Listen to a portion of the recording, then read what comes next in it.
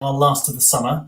I'm really excited to be able to have Theresa Marteau with us today. She's the director of the Behaviour and Health Research Unit at the University of Cambridge. And I'm particularly looking forward to this conversation because one of Nesta's 3 missions is called A Healthier Life, where the big focus is on tackling obesity. So I'm sure we'll learn a lot from Theresa over the next hour. We're also talking to Theresa at a very topical moment because just last week, Henry Dimbleby published his National Food Strategy, the second part of that, with quite radical proposals around a sugar and salt tax. And I think quite a lot of what Theresa will say today will have bearing on both why some of those proposals might or might not be sensible, but also the political and public acceptability challenges in getting those agreed. So without further ado, I'll hand over to Theresa, who's going to say a few words to open up with a few slides, and then we'll dive into some questions. Please do put your questions in at any point, and I'll try and draw on them throughout this conversation. Theresa, welcome. Thank you very much, Ravi. I'm delighted to be here. As you say, I'm just going to open up with a few comments accompanied by slides, which Christina is going to show for me. So thanks very much, Christina. Changing behaviour. I have 3 things that I would say. Changing behaviour at scale. First, it's difficult. There is no one way of doing it, but there are less and more effective ways. These 2 papers shown here summarize some of the evidence on changing the 4 sets of behaviors. So smoking, behavior related to diet, alcohol consumption, and physical inactivity that contribute most to shorter lives and lives lived for more years in poor health. Next slide, please. One of the more popular ways of attempting to change behaviour has been to communicate risk information, to provide risk information. So while this is generally pretty good at increasing our awareness of the risks that our behaviour can pose, it's generally insufficient to change behaviour at scale. So that's led people to start thinking about personalising risk information. Next slide, please. And there are many ways in which this can be done, particularly giving people personalized risk information based on some biological indicator of risk. So one example of that is genetic risk. And there are many companies, I don't have shares in this particular one.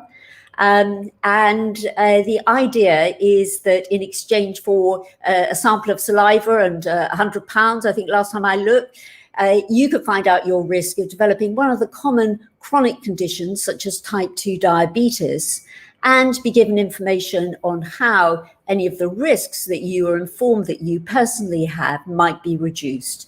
And spoiler alert, it's going to be about moving more and eating less. So the big question is, does that kind of personalized risk information, together with information on how to reduce the risk, change our behavior? Next slide, thanks. So we've looked at this in several big trials and brought the literature together. And what this shows is that communicating genetic risk information does not change behavior at scale. Now, you might think that is because of fatalism from genetic risk information, but there are 4 other studies that contribute to the evidence base. And these 2 show that providing people with personalized risk information generally has little or no effect on their behavior.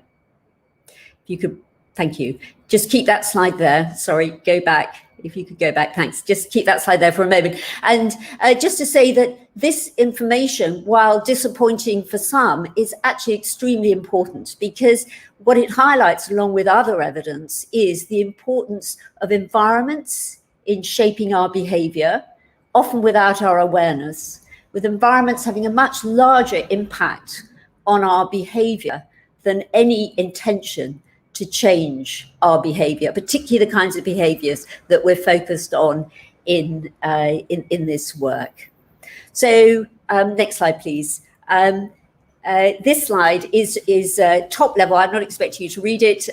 Summary of the evidence that a group of us brought together 2 years ago now to look at what are the most effective interventions together that could change the 4 sets of behaviours and do so in a way that could reduce health inequalities. The set of interventions for which the evidence is strongest and for which the evidence is showing the largest effect size are the fiscal or economic ones, and we can come on to discuss those, but those are generally sort of tax related, would include tax interventions.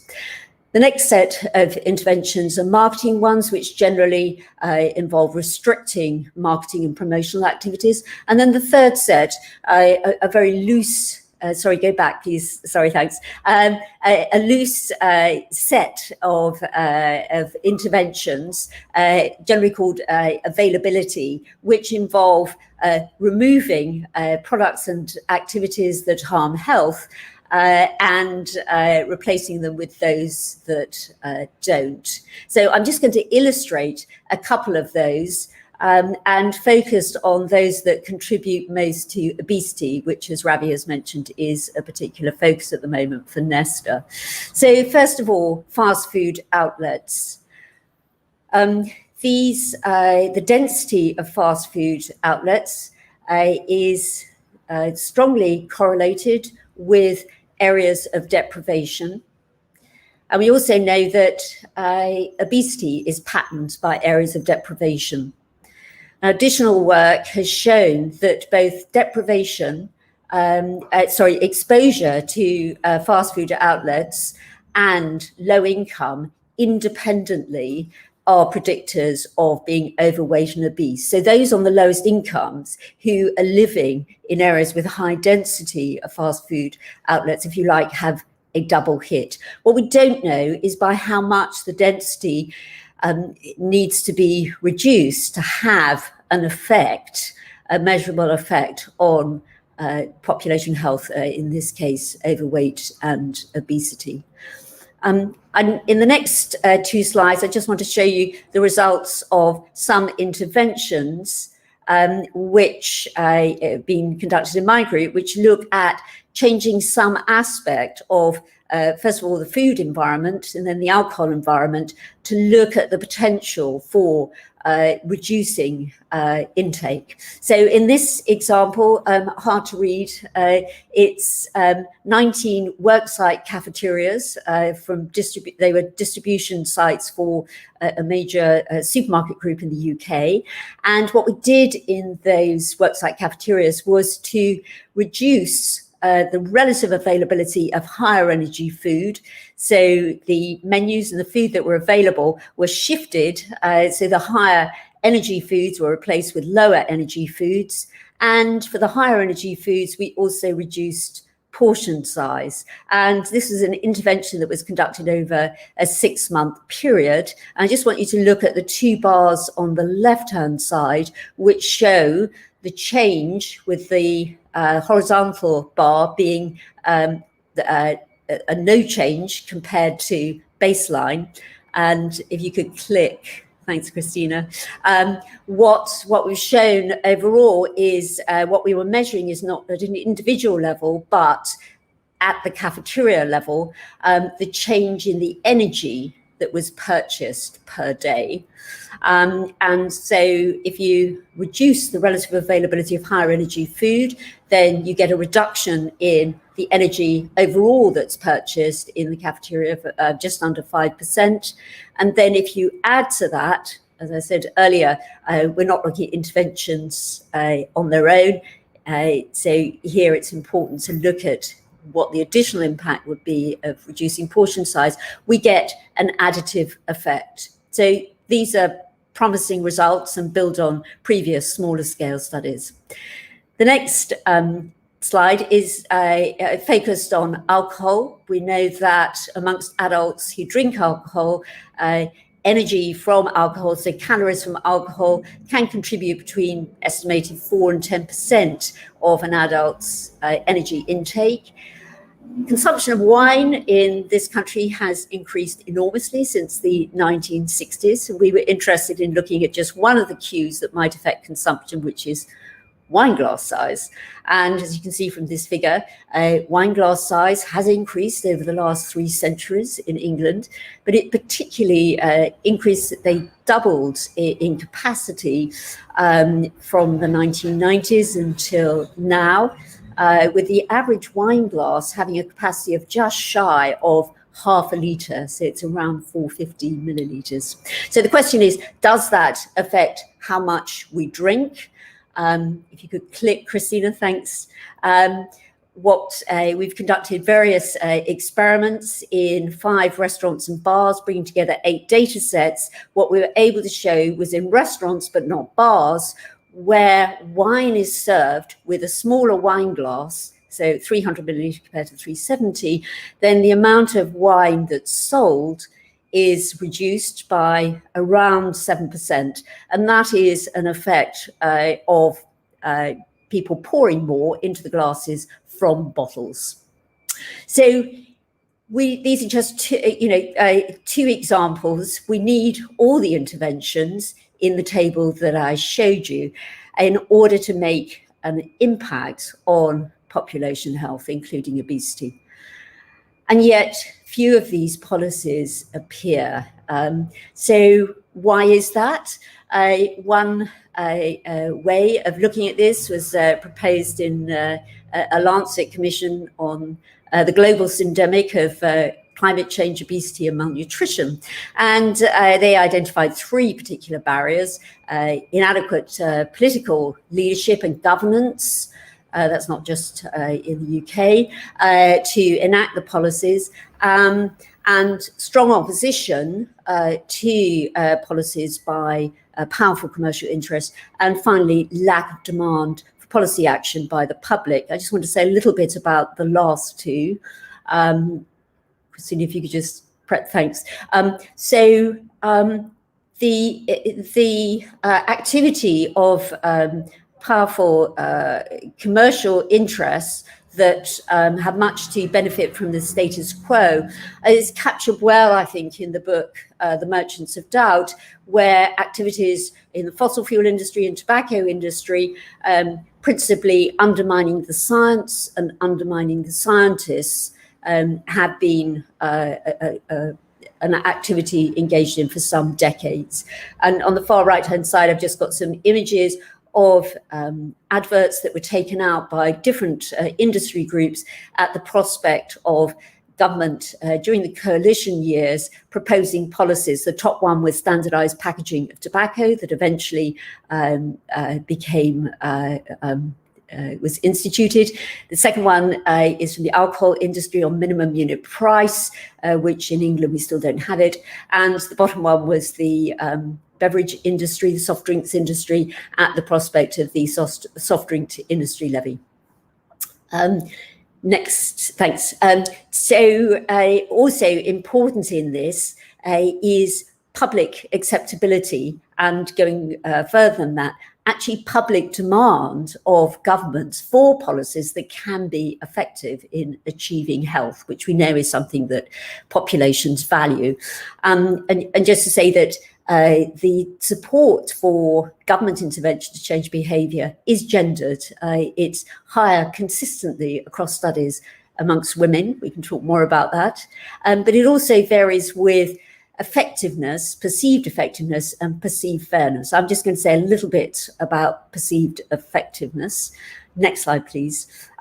What we know is that, as I mentioned, government, there are a number of different policies that government and others might use for changing behaviour, ranging from providing information, changing environments, taxation. Next slide, please. And what we know is that acceptability, generally, populations are very happy to be given information. It will have little impact on their behaviour at a population level, but they're very happy for that. But far less happy about the kinds of policy interventions such as taxes and changing availability. And the unfortunate thing is that this is, broadly speaking, inversely related to the potential, the effectiveness of these policies to change behaviour. So in looking at this, I mean, these are associations. So the question then is, to what extent might one be able to shift acceptability by providing evidence of effectiveness? And this is something that we've looked at in several experiments, but the strongest evidence comes from systematic literature review. Next and final slide, please, where we looked across policy domains for experiments that have been conducted in which people have been presented with evidence of a policy effectiveness or ineffectiveness compared with a group that hadn't. And across 36 experiments, now 20 were in the domain of health, 9 were in the area of the environment, and 7 were a mixed number of policy domains, gun control, education. You can guess some of the provenance of these studies. And what these show is that when people are either told, so just asserted, or shown evidence of effectiveness for these policies, support for the policies can increase. And we estimate that from these studies, it increases by around 4%. And importantly, when people are presented with evidence of ineffectiveness, which a few of these studies did look at, policy support decreases by a similar amount. Now, this is in lab-based studies settings. And so, of course, we don't know how well these kinds of messages will endure in the real world, where there are many stronger counter messages. So I'll leave it there, Ravi. And just to mention that Nesta have done some interesting work on perceived effectiveness and public acceptability of policies. So you might want to pick up on that as well as other things. Thanks very much. Thank you very much. That was great. Full of stuff that we can dive into now. I'd actually like to go back to the beginning where you started talking about why just telling people about risk doesn't really tend to be effective, either general risk or even personalized risk. I guess the first question is why? Why does it not have an effect? And is it true for other risky behaviors? Yes. So I'm talking about behaviors that tend to be pretty routine. So the 4 sets of behaviors that I talked about. So smoking, excess consumption of calories from food, alcohol consumption, and physical inactivity. Now, if we think about other behaviors, and one that I've used, which the image for on the first paper shown in the first slide, if you put up a notice saying sharks don't swim, people are exquisitely sensitive to that information. So one set of reasons is that very often one is presenting people with information about a threat that is far in the future. It's uncertain that if you change your behavior, you would benefit from that, and asking people to swap, if you like, behavior that in the short term gives them pleasure with certainty. So that's one set of explanations. The other is that some people will increase their or strengthen their intentions to change their behavior when they've been given the kind of risk information, personalized risk information I was talking about. But the environments that in which we're living are so strong that it becomes really difficult for people to act, if you like, sort of swim against the tide of the environment. So those are just some of the reasons why providing risk information and information on how to change your behavior in an environment that is strongly enabling the unhealthy behaviors is not effective. Now, that doesn't mean to say that providing this risk information is never going to be helpful. My impression, just based on a couple of papers, is that if you can change the environments, then the risk information is then going to be much more useful. So there's some evidence in smoking that quit attempts, where people have successfully stopped smoking, they're more likely to endure where people don't live close to a tobacco outlet. So is that almost suggesting that this information can have a little bit of an effect, but when it's faced with such an overwhelming set of pressures to do the wrong thing, it's not going to be enough? But when that goes away, then maybe it can start to reach a tipping point. Absolutely, yeah. And I guess the other question I had was in relation to big marketing campaigns to address tobacco use, for instance, all those front of pack labels. Perhaps it didn't have a big effect on people's consumption habits, but did it start to change the public debate about how smoking is bad and therefore enable the bolder measures that were taken later, such as the public smoking ban, to be enacted? So is there another reason why information on risk can be useful, even if it's not the immediate behaviour change from consumers? I think that's absolutely right. I mean, that's my impression. It's hard to imagine how you would generate the evidence on that, but I think that it has a very important role in that, in providing support for governments to enact more effective policies. Yeah. And before we sort of throw information in the bin completely, I just wondered whether some of the experiments that involve a particularly credible messenger or doing it at a particularly salient moment in your life, for instance, very recently with COVID, I imagine would have been a good time to communicate about these things, given the effect that obesity was having on COVID rates, on severity of COVID. Is there any evidence to suggest that those sorts of things and presenting the information in a very visual way can make a difference, or is it all small beer?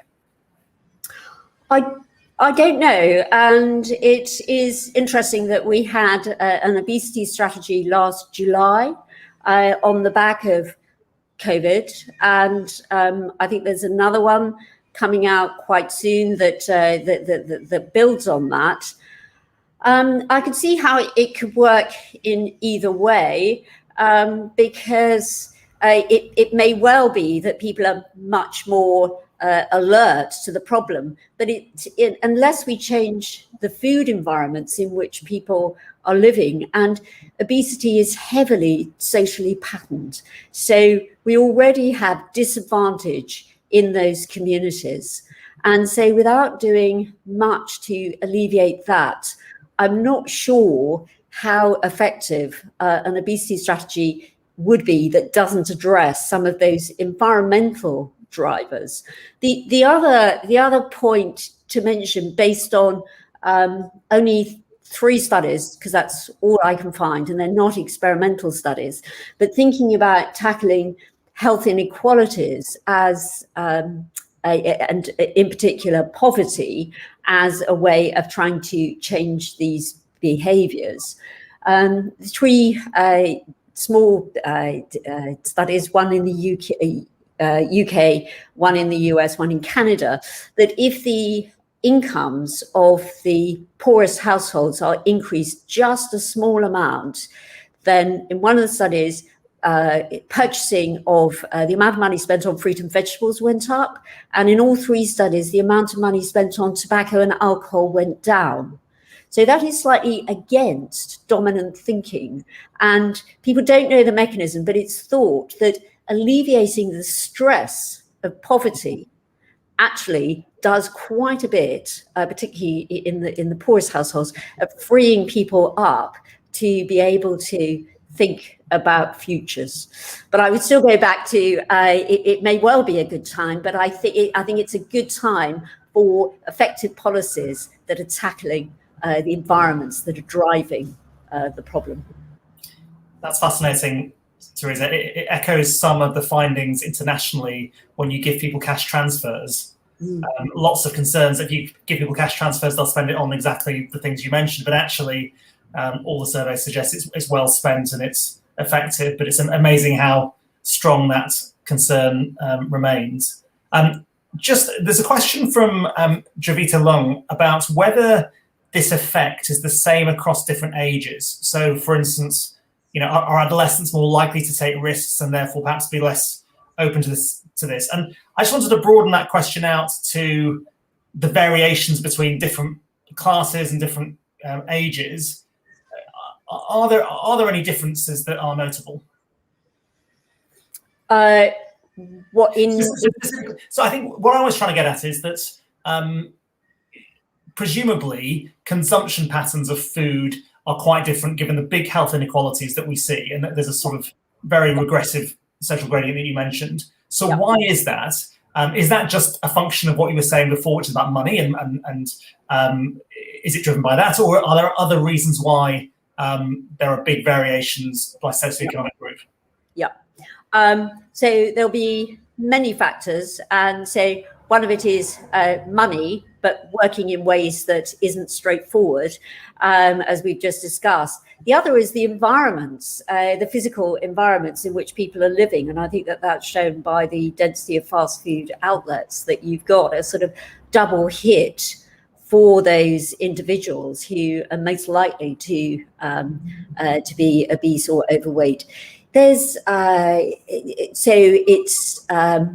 you mentioned the National Food Strategy led by Henry Dimbleby that was published last week, and I'd highly recommend that people look at that, and the evidence pack associated with that is absolutely, it's just fabulous. And in there they document the costs of healthier diets. So it does cost more. So that's another factor that's going to feed into this. There are also social and cultural differences that may well feed into this. We've also got the effect of social norms. People around you are doing these, engaged in these behaviors. It makes it more likely that you engage in them. Question, are some of the interventions that I've talked about, where you're trying to change cues in the environment, or change what's available, does that differentially affect those who have most to gain by changing their behavior? In terms of the evidence base, it's hard enough to design the study to find the main effect without being able to disentangle and look at the impact on different groups. But where people have looked at fiscal policies, for example, for smoking, these interventions have most effect on those who are poorest. So they are non-regressive in terms of impact on behavior. And I was looking recently at the evidence on minimum unit price for alcohol. So again, another report actually published yesterday from the Chief Medical Officer, Chris Whitty, on health in coastal towns, and two of the behaviours that I've mentioned that are particularly important there in explaining the very, the lowered life expectancy and the many more years lived in poor health, are both tobacco and alcohol. And minimum unit price, which was introduced in Scotland 2 years ago after a long battle in the courts, and in Wales more recently, the analysis is showing that increasing the price by about 7% reduces consumption by about 7%, and did not lead to lower income households increasing expenditure on alcohol.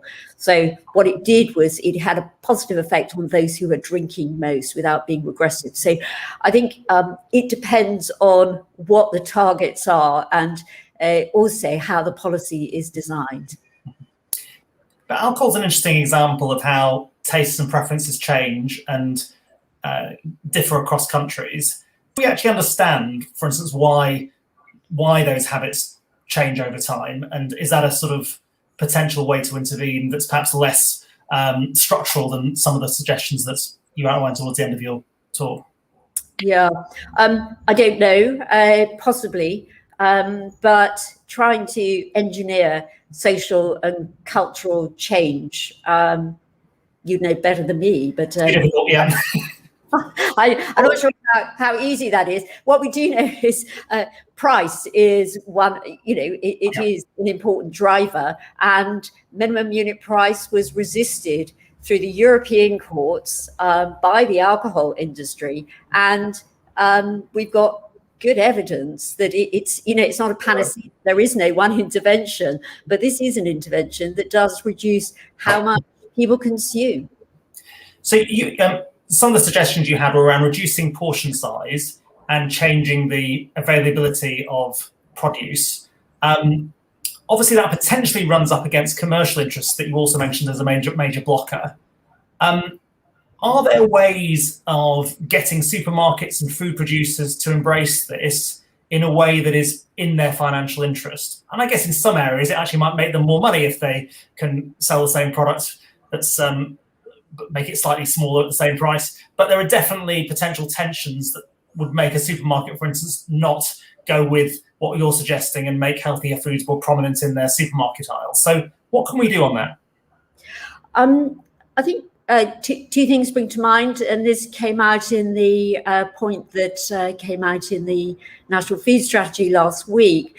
Henry and his team talking to many people, including those, the retailers, and they were calling for, and this is not the first time, regulation to have a level playing field. So I think that is certainly something to think about, because we've seen that voluntary agreements actually don't work because, there's a first mover disadvantage rather than, most likely. I think the other area where we could think more is about having in the public sector, and I know that the public sector and private sector, they're not completely separate spheres, but I think we've missed an opportunity, but it's not too late to take it, to have to model what a healthy, and I think we should say a healthy and sustainable food environment looks like. So we've got government food buying standards, and those are, it's recommended that they change to shift the amount of the food that's purchased out of the public purse that's healthier and sustainable. I don't know why out of the public purse we don't just buy healthy and sustainable foods. Looking at hospitals, there was quite a lot of energy expended a few years ago now talking about having a tax on sugary drinks sold in hospitals. Why on earth are we selling sugary drinks in hospitals?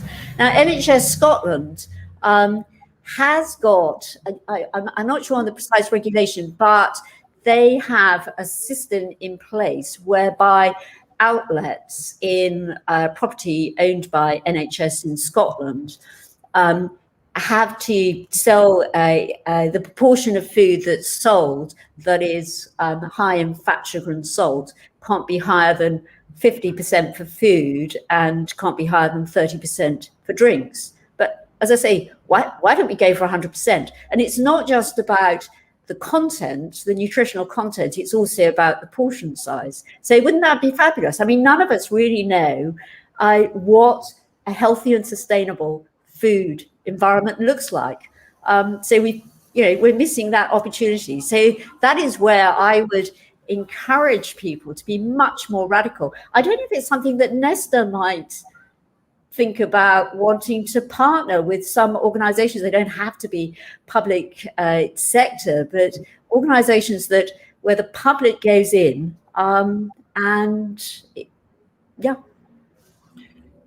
Yeah, I think it's a huge opportunity, particularly around public sector procurement and almost treating it like a big challenge prize, which is one of the things that Nesta does, to say, how can we make all of our food environments that the public sector has some control over, ones that are health promoting. You talked quite a bit about the sort of public acceptability of these different measures and the political challenges that are connected with that. And there's this graph that you showed about how the most effective interventions, like things like the sugar tax, are also the least publicly acceptable. As you mentioned, we published some research with the Behavioural Insights team, which suggested that not only are they seen as not very acceptable to the public don't think they're effective. Yeah. So even the things that are the most effective, the public think are the least. Yeah. Now, I don't know whether that's driven by or driving the lack of public acceptability. But I thought it was an interesting finding. I just wanted to get your take on it. I think that's absolutely right. So as I was trying to say, it's correlational. So it may be that it's part of a cognitive consistency effect. So I like this, and therefore all the other things I like go with it. So most of all, we do know that people like effective policies. So it may well be that, I like this, therefore it's going to be effective. The important thing, though, is with the experimental evidence, you can shift acceptability by asserting or showing evidence of effectiveness. I'm not really too sure what that's based on, because we've done several experiments looking at if you just give one sentence, which is, this is an effective policy that could help tackle childhood obesity, versus giving a very detailed infographic showing by how much, the sentence is as effective as the infographic or giving any numerical information. So I think we need to understand much more about this, about what can increase public acceptability. But I also think that this is still thinking about it in quite a linear way. And as I think more about the challenge, people, this is a pandemic, a global pandemic of obesity, and that's how we talked about it before, the current infectious disease pandemic. It's a major challenge, but it's also linked to the climate change challenge. And I think there could be some promise in trying to link those more explicitly, both by policymakers and helping the public to see the link. So the global food system contributes most to biodiversity loss. People care about that. And it's the second only to energy in terms of carbon emissions. And yet, we're hearing all the time about electric cars, which is fine, but it's our food system, and it's our food system, as the National Food Strategy was attempting to communicate, is making us sick and wrecking the planet. So being able to link those, I think that could be an opportunity. I mean, the other thing I feel quite strongly is there isn't an articulated roadmap, for want of a better word, or vision. So, we all know about net zero 2050. By how much do we need to change these behaviors to get there? Actually, probably we should be going for 2030, but that's another story. And if we think about obesity in our population, we've had umpteen policies, I think nearly 700 detailed policy details over the last 30 years. So work from my colleague Donny Theus and Martin White in Cambridge. And obesity rates have just gone, up and up. So whether we talk about leveling, but actually articulating what it is that we need to happen. And I think people are really concerned that there's a population level concern about obesity in children, regardless of whether it's your children, but the next generation being obese. And so the extent to which there could be a stronger vision and roadmap, maybe again that I don't want to dump everything on Nesta, but this involves engagement of publics as well as the policymakers, as well as industries, industries of yesterday and industries for tomorrow, just trying to articulate that. Because I'm sure if people, it's one thing to have a sense that, increasing the price of a sugary drink can be effective in reducing the amount of sugar and therefore tackling, contributing towards tackling obesity. But if we really do want to have healthier populations, we need far, far more than that. We need all these things together. And I don't think that's a message that anyone's attempted to communicate to the public. I could be wrong. And by a sort of roadmap equivalent to net zero, are you saying a roadmap to take the average amount of calories consumed or sold out over time by 200 calories or whatever it is per person over a certain amount of time. How is that what you're looking for, or is it a vision of how our food environments look, or a bit of both? And more. Okay. So if we're looking at, I think inequalities is absolutely key. We need to be tackling those. In the context of net zero, people are talking, it's for just transitions is what needs to be thought about. And I think going back to the National Food Strategy last week, it was disappointing to see it dismissed so readily by the PM, who clearly hadn't read it because he was still talking about physical activity, whereas Henry had quite a nuanced message about that.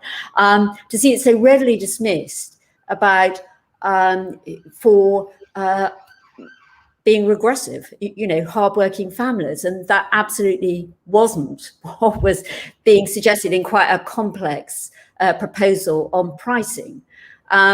So I think we need to be much more careful in terms of how we do manage to communicate this. So, as I say, a just transition, something that is perceived to be fair as well as effective. And the perceived, I think one of the major injustices that people are beginning to realize, and it speaks to the levelling up agenda, is the gross inequalities that exist at the moment in the UK, illuminated and exacerbated by COVID. So I think the roadmap does need to have something that's going to tackle poverty and inequality, as well as, so that won't get you all the way there in terms of tackling obesity, or get you some of the way, as well as the other components. So you mentioned childhood obesity and how that's actually been quite a good inroad politically, because everyone can get behind the need to tackle childhood obesity, and that's then a way of probably tackling things more broadly, because actually families eat together and it affects a broader range of people. I just wanted to pick up from a comment from Maddie Maplethorpe here, who says, we need to get it into the education system. Kids are great ambassadors for this and can change parental behaviour. But they then call it brainwashing and ends up on the front page of the papers. I just wondered whether there's anything more you wanted to say about, the entry point via children, and including the education system, actually. Yeah, I think it's really tricky. Because there's potential for stigmatization here. So one entry point in the education system, thinking about an effective intervention that was, I think, introduced into the Republic of Ireland, but beyond pilots, I don't think we've done anything here. And the National Food Strategy is suggesting something similar. The Food Dudes program, so that dates it, but it was a very detailed program developed by behavioral scientists in Bangor, in which, the difference in fruit and vegetable consumption between the poorest and richest households is one of the biggest discrepancies that we have in food. And even making available free fruit and vegetable, free fruit in schools has a limited impact, because tastes are developed very early on. So in this program, fruit is introduced, and the children are exposed very, age 4 or 5 to it, and reinforced by the teachers. There's more fruit and vegetables in the food in the school, and there's a parental program as well. And a year later, the amount of fruit and vegetables in at that time, the lunches that children brought to school, is still higher in those who've been exposed to it. So I don't know that it's so much changing the children to change the parents, but working at a family level within schools with sufficient resource can have a positive impact on diets. But it's still a big struggle unless we're going to change the broader food environments and tackle poverty. So I think we need to do those two alongside it. But that's where I would go for an effective intervention in schools, not precisely education, but behavioural programs for which there's evidence of effectiveness. Great, thank you. A question from Martin Price, which is about what we can learn from the introduction of seatbelts, the unacceptability of drink driving, and the introduction of the smoking ban in public places. So what can we learn from those? That it's an iteration between having enough public acceptability, and then there's a regulation, and there's evidence to show that people's the acceptability of the intervention can then increase. So it's a good question. It's about finding the sweet spot, because what it shows is, well, it echoes some psychological research that often we think attitudes drive behavior, but very often it's our behavior drives our attitudes. How do we, so this is a common question that we wrestle with in other fields, like on climate change, we might need to ban people buying boilers, or on food you talked about before, we might need to sort of encourage less meat eating. How do you take that point about actually sometimes you can push the boat out and the attitudes follow the behaviour that you've mandated, but the opposite is you could just create a massive backlash and set the whole thing back a generation. And from a research perspective, is there any way of getting a handle on how to calibrate the degree of ambition on regulation? It's really tough, because I don't want to be special pleading, but for instance, the study that I showed where we looked at 19 work sites, that's only one study, but that takes over a year of quite a team to be able to generate that. And we had reduced availability and portion size respectively by about 25% and 10%. So you then want a whole series of studies where you go larger.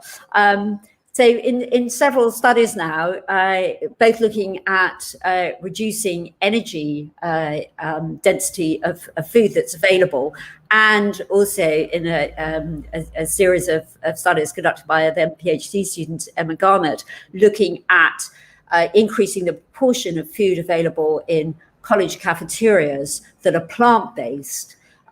Effectively, if you go from 3 out of 4 meals being meat or fish to 2 out of 4, so you've swapped it by a bit, you can make you don't reduce the number of people going to the place to take their food, and that had a 14 percentage point shift in selection towards plant-based meals. So you then want a follow-up study where you say, okay, well, let's make it 50%, let's make it 75%. So I would say, but as a behavioral scientist, I would want the evidence where you've shifted availability by increasing amounts to look at where you get some sort of backlash, but also noting where it is we need to get to, because if changing by 25% gets a change, but actually we need to go to 75%,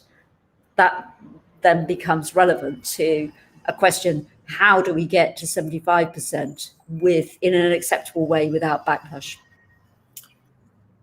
Great. I just want to pick up on some previous questions, which are about international examples and what we can learn from them. So I think one person asked about Scandinavia. So Margarita Madrid asked, can we learn how other countries drive change? Scandinavian countries use alcohol prices. And I think Maddie Maplethorpe also asked about what we can learn from Australia, where she says you can't buy alcohol in supermarkets. So just more general question, what can we learn from other countries and what they've done well? Well, exactly that. So thanks for the question. And the table that no one could read that I showed, which showed the interventions that for which there's most evidence of shifting behaviour to improve population level health, is based on the international literature, and that's exactly what the international literature shows us. So in fact, the point of that table in that paper was actually driven by me writing to the then Secretary of State, who had produced, it wasn't a white paper, but a think piece called Prevention is Better Than Health. And centre stage was predictive prevention. So it's the first time I've ever written to a Secretary of State. I felt somewhat emboldened because I'm the Director of Studies at Christ College, where he did briefly study. Pointing out to him that while it was a laudable ambition, the evidence told us with quite a degree of precision, he was never going to get there with that intervention.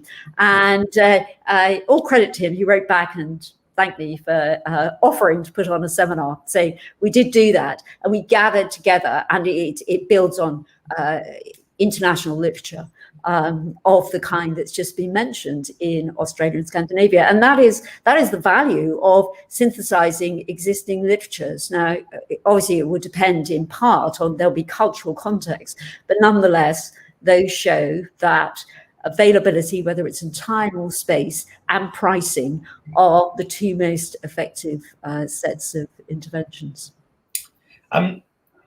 So we're coming to a close. Just want to take one or two more extra questions. One is about the framing of this issue around one that requires personal responsibility. So tickety-boo, do you think there's an impact of stigma against those living with obesity, perhaps encouraged by the focus on personal responsibility, on the acceptability of policy? Yeah. So I'm not entirely sure on the question, but certainly personal responsibility, it's something that is stressed in some of the framing from the industries that are very keen not to have effective policies in place. Say, not only can personal responsibility increase stigma, it's also an ineffective way of shifting, of tackling the problem across populations. So it's got a double problem, I would say. It's ineffective and increases stigma. So, but also, people should watch out when they can see industries saying, oh, this is about personal responsibility, we just need to communicate the information more clearly. Also, I noted with interest that a spokesperson for which industry it was, soft drinks industry, I think it was, talked about how the national food strategy is going to go nowhere unless we tackle poverty. So one has to, as I say, the important thing in this area is that there is no one thing, but there are less and more effective things. That's a good use of whataboutery by whoever said that, because it's both true, but actually a way of them disguising their own responsibility. So just one final question for me about reformulation. So if we think that sugar taxes, salt taxes, advertising bans, all of these things are partly about driving reformulation, I guess there's two questions here. One, how far can you get with that approach? To what extent could we almost stealthily change the recipes of foods, marginally shift portion sizes, and get enough calories out of our diet? Or is there more that we need to do to actually shape choices by individuals, including by the food environment? So, and that's possibly a sort of food science question as much as anything, because maybe there's more foods where it's more difficult to reformulate than others. I think a linked question is any unintended risks from any of these policies. So one unintended consequence might be that you see substitution of ingredients for things that are harmful or calorific, even though they're not sugar or salt. But is there anything we need to be watching out for as we push on sort of more radical policies like the ones you've suggested? I think it's not credible scientifically and morally to be talking about health outside of sustainability, given we're in a climate emergency. So highly processed foods, because I think that's what you're talking about, are part of the problem. And so while reformulation will get us so far, and probably we've got the early wins, or maybe some of the fewest. The largest wins that we would get with sodas, actually, why not drink water? And there's a limit to how far one can go. So yes, it's part of the package, but actually it's about shifting diets to plant-based diets, but also plant-based diets that are not highly processed. And I think that's where we need to go. So I wouldn't hitch my wagon to that entirely. Yeah. Theresa, it's been fantastic having you on Nesta Talks too. Really, really interesting. Thank you so much for all your work, and we look forward to talking to you again sometime soon. Thank you. Thank you very much. And thank you everybody for joining us, and have a very good summer. Bye bye now.